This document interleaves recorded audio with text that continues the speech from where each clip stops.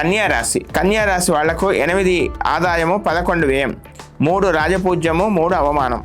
ఆదాయ వ్యయాలు ఎలా ఉన్నా, రాజపూజ్య అవమానాలు ఎలా ఉన్నా కానీ కొంత మీరు పక్కవారు ఎదుటివారు చెబితే వినే ప్రయత్నం చేయండి. మీ యొక్క మనస్సు, మీ యొక్క ఆలోచనలు చాలా సున్నితంగా మారేటువంటి అవకాశాలు కనబడుతూ ఉన్నాయి. జీవిత భాగస్వామితో గతంలో ఉన్నటువంటి తెలియనటువంటి అపోహలు తొలగి చక్కని సత్సంబంధాలు ఏర్పడేటువంటి అవకాశాలు కనబడుతూ ఉన్నాయి.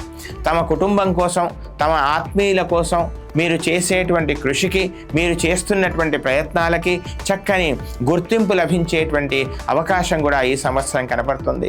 అంతేకాకుండా గృహ నిర్మాణం కానీ, గృహ ప్రవేశాదులు కానీ, లేదా ఏదైనా ఒక స్థిరమైనటువంటి పెట్టుబడికి మీరు చేసేటువంటి ప్రయత్నాలు చక్కగా అవి ఫలించేటువంటి అవకాశం కనబడుతుంది. కానీ ఉద్యోగంలో కానీ లేదా వ్యాపార భాగస్వాములలో కానీ కొంత ఒక రకమైనటువంటి చిన్న తెర ఏర్పడే అవకాశం ఉంది. మానసికంగా ఒక రకమైనటువంటి కమ్యూనికేషన్ గ్యాప్ అంటారు కదా, ఆ రకమైనటువంటి చికాకులు ఏర్పడే అవకాశం ఉంది. ఎవరిని కూడా తొందరపడి మీకు మీరై మీ యొక్క మాటను వాడిగా వేడిగా తెలపకండి. ఎదుటి వాళ్ళు చెప్పినవి వినండి. మీ యొక్క జవాబును కూడా సౌమ్యంగా, ప్రేమగా, చాలా సున్నితంగా ఇచ్చేటువంటి ప్రయత్నం చేయండి.